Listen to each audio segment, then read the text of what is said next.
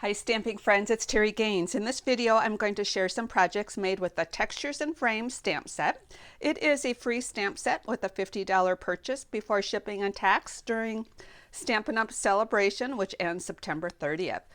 The stamp set has six stamps in it, and it is a fun one to be creative with, and there's so many things you can do with this stamp set. What I'm going to do is start out by stamping a sheet of 11 by 8.5 basic white cardstock. The colors I'm going to use are Mango Melody, Magenta Madness, Granny Apple Green, Pumpkin Pie, and Misty Moonlight. You can select any color combination that you would like to work with if you want to duplicate this project. And I'm going to stamp a background on this stamp or on this sheet of paper. So I'm going to tap my ink onto the stamp pad, and I'm going to stamp a random background, but I'm going to give you a couple tips on how I do this. And there are so many different ways to do this. When I stamp a background, I kind of go in a triangle form and create my background. I start with the largest stamp, and I'm going to be using the circle stamp.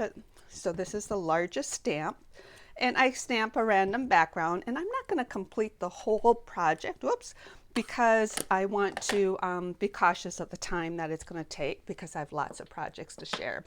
So I start out with the largest stamp, and the next two stamps are pretty much the same size, but one is bolder, so I'm going to stamp that one first.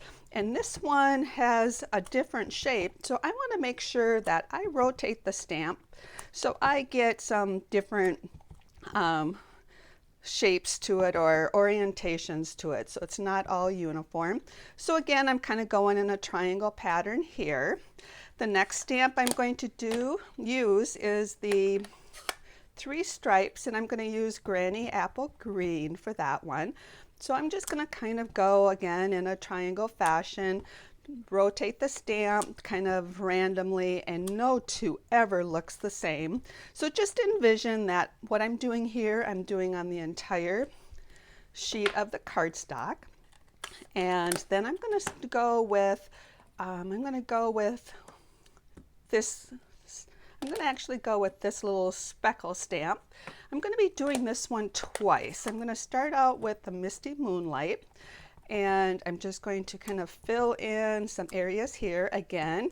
See, I'm kind of going in a triangle fashion here. And as I mentioned, just envision that what I'm doing here, I'm finishing the whole piece that way. Then I clean my stamps off. I'm going to use Pumpkin Pie for the rectangle frame. Now I've kind of don't have a lot of white space, so now I'm going to start filling in and overlapping different things. So again, I want to rotate the stamp so I get a little different uniform shapes there. And the last one I'm going to stamp with is with, let's see, I'm going to stay with Pumpkin Pie. And I'm going to use the speckle stamp. Now what I'm going to do is just fill in everywhere that I have some white space that I want to fill in. And as I mentioned, just envision what I'm doing there. I'm doing on the entire sheet of paper. And let's just magically bring that one in. So I've completed this. And you fill this in as much as you want, leave as much as the white space that you would like on your project. So now what I'm going to do is cut this cardstock. So this could be called a technique that we call one sheet wonder, meaning we have one sheet, we're going to cut this up to create multiple projects. So I'm going to make 5 cards out of this project or out of the sheet of paper. These are the colors of the ink pads that I used. So see how well they all go together. I'm going to use 2 colors. I could pick any 2 colors for my card, kind of depending. If I'm going to send this to create cards for a teenage girl, maybe I'd pick these 2. Maybe I'd pick these 2. Any color combination. I'm actually going to pick these 2 for my card colors. And I'm going to cut this piece of paper. Let's get this grid paper out of the way. And for my card selection, I have chosen a card sketch that I created for the samples that are on page 60 of the Stampin' Up 2021-2022 annual catalog. This card sketch is a way to duplicate the beautiful samples on page 60, and it has the different dimensions for the layers, all the details about cardstock base size. And if you found me via YouTube, in the comment section there'll be a direct link so you can download this PDF from my blog. So the One Sheet Wonder, to create these 5 cards, I created a drawing. Looks a little confusing maybe, but let me explain what this is. This card sketch has 5 samples, A, B, C, D, and E. In here I've indicated A, B, C, D, and E to indicate what piece I'm using for what card layout. And the circle with the number in it is indicating what cut you make first, the order to make your cuts. So the first cut we want to do is cut number 1. I'm going to bring the paper cutter in, and I will show you how I cut this paper to create the 5 card samples. So cut 1 is at 5 1/4. So I'm going to take this and cut 5 1/4, set this on my 5 1/4 here. So I've got this first cut. Now the second cut is at 4 inches. So we'll bring this back in, mark this at 4.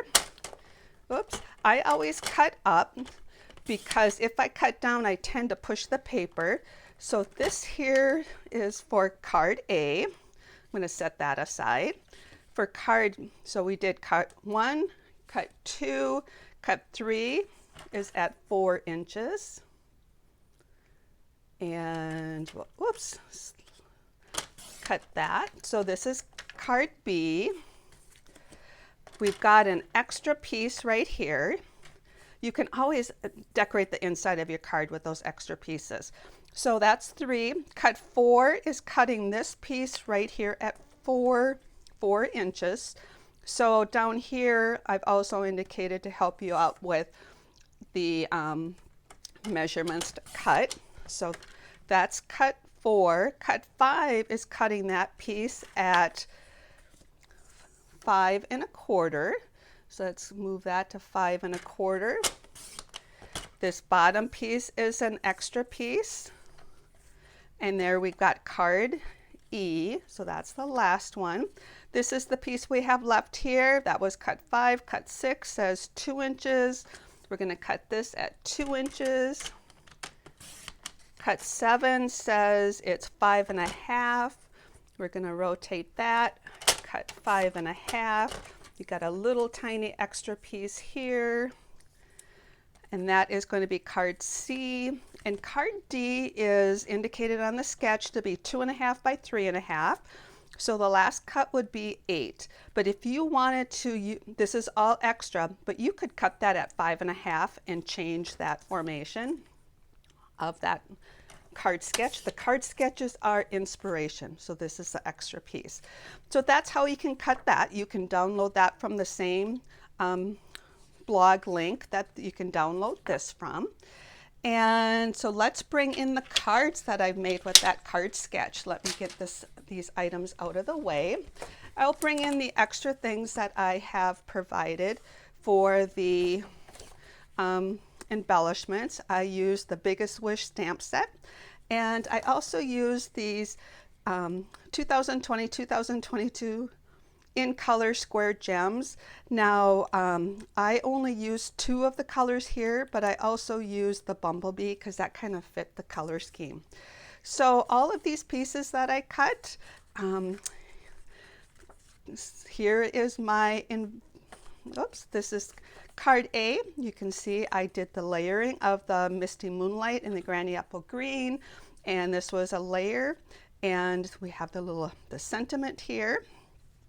Here is card B, using that layer and some stamping for the stamp set. Here we have card C, which was this strip. And here we have card D, and this is where I mentioned you could have left this on and just brought that up, and that's definitely an option. Card sketches are a start for some inspiration. So, and that was that piece. And the last piece was a background piece for this card. So these 5 cards were inspiration from this card sketch and a one sheet wonder. So you can download both of those from my blog. I do have another set of samples I want to share with you. That my stamp set that I embellish them with is the happiest of birthdays. And a couple of these are some 3D items. We have the tombstone boxes. I cut the tops and the sides off to create a cute little box and just put a little card on the top for that. Here is a gift card holder that a gift card will fit right in here. And here's another gift card holder. And these I just used basically the same colors, but I incorporated a different stamp set for the sentiment. Here's just a quick fun card with a gift tag on it. And here is one of the boxes that is in the mini catalog right now. So here's some additional projects that you can make with the product. And I hope you found this video helpful. If you have any questions, please contact me. Thanks for stopping by. I hope you enjoy creating this project. Take care and happy creating.